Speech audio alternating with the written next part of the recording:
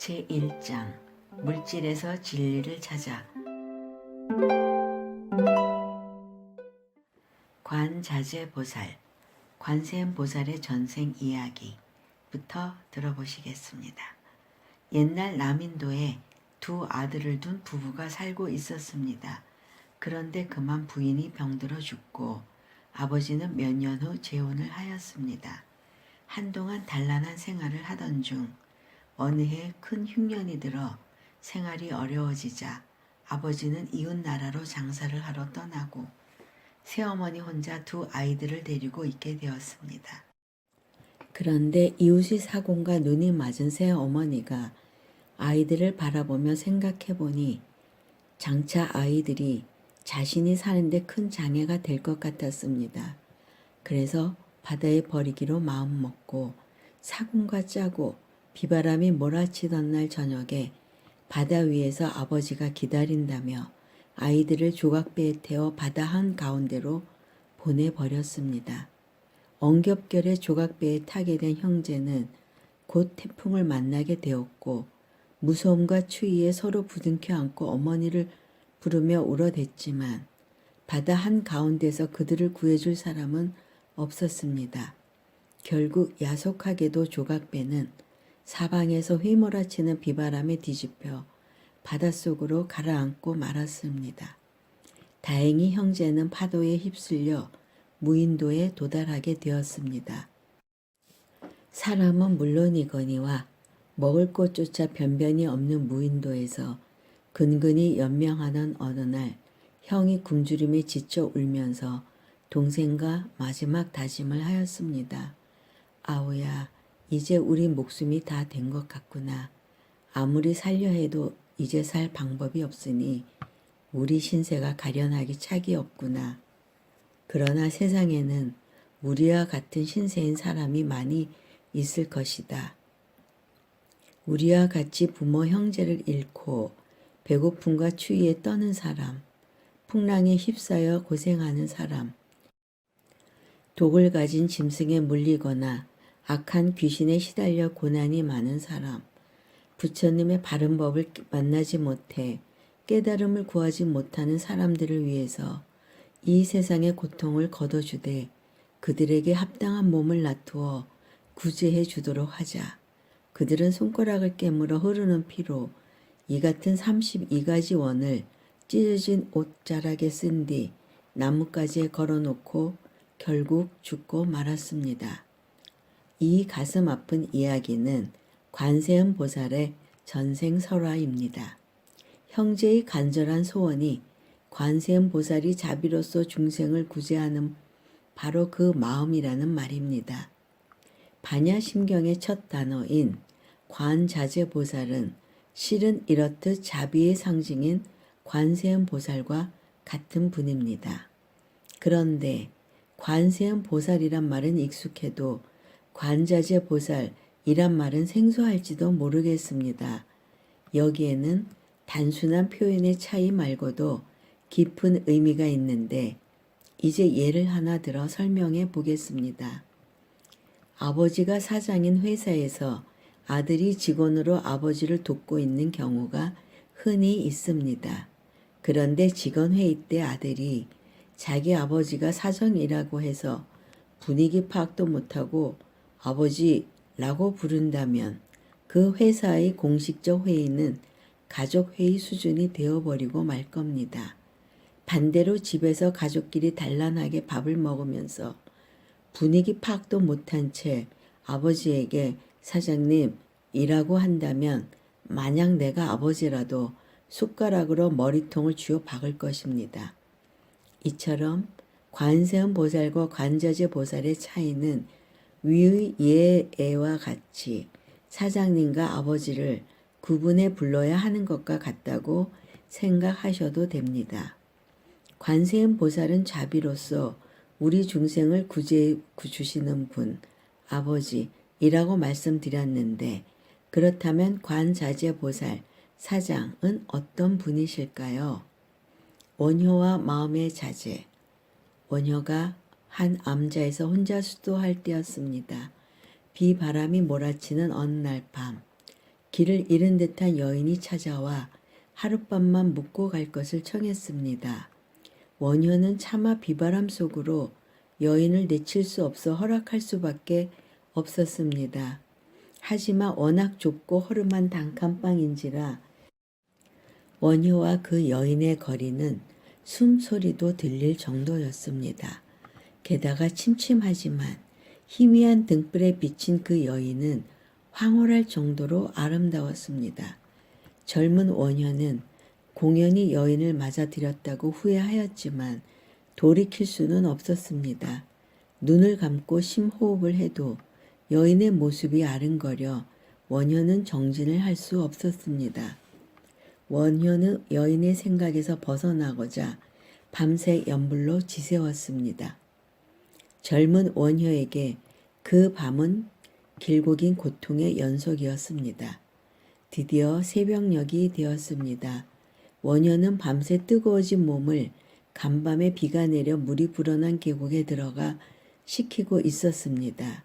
그런데 그 여인이 알몸으로 따라 들어오는 것이 아니겠습니까? 원효는 더 이상 참을 수 없어 따지듯이 여인에게 말했습니다. 밤새 나를 괴롭혔으면 됐지. 이거 너무하지 않소. 이젠 알몸으로 나를 유혹하려 들다니. 이에 여인은 제가 밤새 뭘 어쨌게요. 그리고 지금은 저도 목욕을 할 뿐인데요. 라고 답하고는 바로 무지개를 타고 폭포 위로 올라갔습니다. 이 설화는 소요산 자지암에 얽힌 설화입니다. 우리나라 유명 사찰의 안내문을 보면 사실인지 확인할 길은 없지만 태반은 원효나 의상이 창건했거나 한때 머물러 수행하던 도량이라 주장합니다.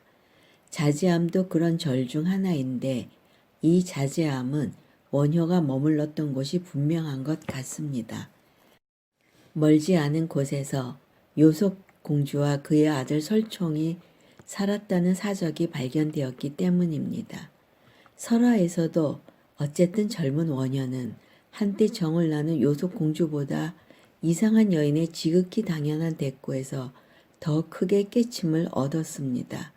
즉 모든 것은 내 마음에서 비롯된다는 불법의 진수를 뼈저리게 실감한 것입니다. 원효가 얻은 그 진수는 다른 말로 표현하면 마음의 자제함을 얻었다고도 말할 수 있습니다. 그래서 그 절을 자제함이라 부른다는 이야기인데 이젠 제가 이 특정 절의 설화를 소개하는 이유를 말씀드려야 할 것 같습니다.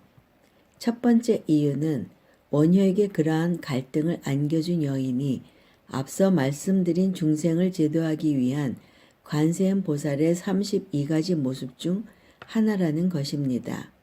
관세음 보살이 젊은 구도자 원효에게 한 수 가르쳐주기 위해 그런 모습과 방법을 택한 것입니다. 이것이 진정한 불보살의 응신과 방편입니다. 두 번째 이유는 자제란 개념을 이해시켜 드리기 위해서입니다. 이 자제의 의미를 바로 알아야 관자재 보살을 이해할 수 있기 때문입니다. 관세음 보살이 원효에게 여인의 몸으로 직접 체득시킨 것이 바로 자제의 경지입니다. 이 자제의 경지는 두 가지 관점에서 설명할 수 있습니다. 하나는 외부의 어떤 자극이나 변화에도 마음이 흔들리지 않는 경지이고 또 하나는 외부의 어떤 자극이나 변화를 아주 객관적으로 볼 수 있는 능력이라고 할 수 있습니다. 지금 제가 설명드린 다를 것 같은 두 가지 마음의 경지는 물론 다른 것이 아닙니다. 관세음 보살이 원효에게 일깨워 주고자 했던 것은 마음의 흔들림이 없는 경지에 가깝고 반야신경 첫 머리에 나오는 관자재 보살의 자재는 모든 것을 아주 객관적으로 볼 수 있는 경지에 합당하다는 말씀을 드리기 위한 것일 뿐입니다. 이러한 풀이는 제가 앞에서 말씀드린 관세음 보살 아버지와 관자재 보살 사장의 차이이기도 합니다. 관자재 보살로 시작하는 이유. 관세음 보살과 관자재 보살은 결국 같은 분입니다. 하지만 우리는 관자재 보살보다 관세음 보살에 훨씬 익숙해져 있습니다.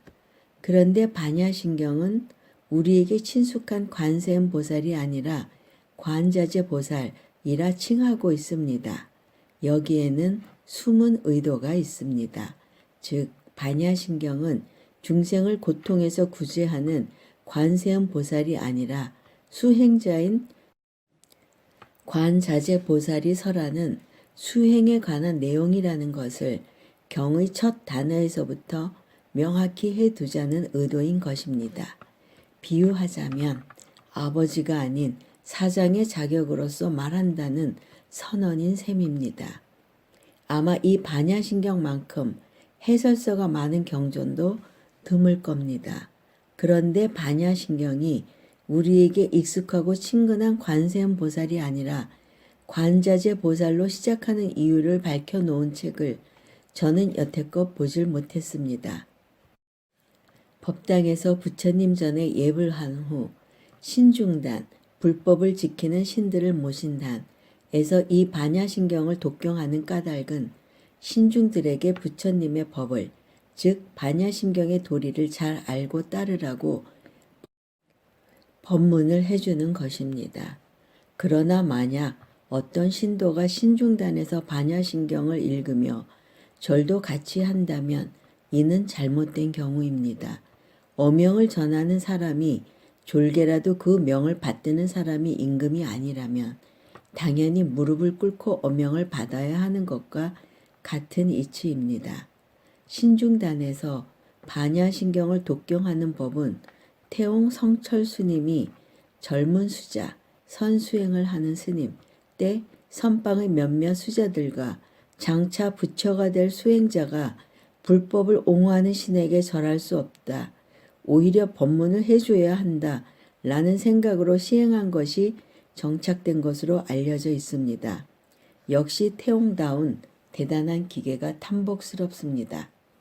말이 나온 김에 또 한번 옆길로 세워볼까 합니다. 관자재 보살이 관세음 보살과 같은 분임은 충분히 설명된 듯한데 관세음 보살은 그 전신이 남자였는데 불화의 모습이나 표현은 거의 중생의 자비로운 어머니로 묘사되고 있습니다. 그 연유는 다음과 같습니다.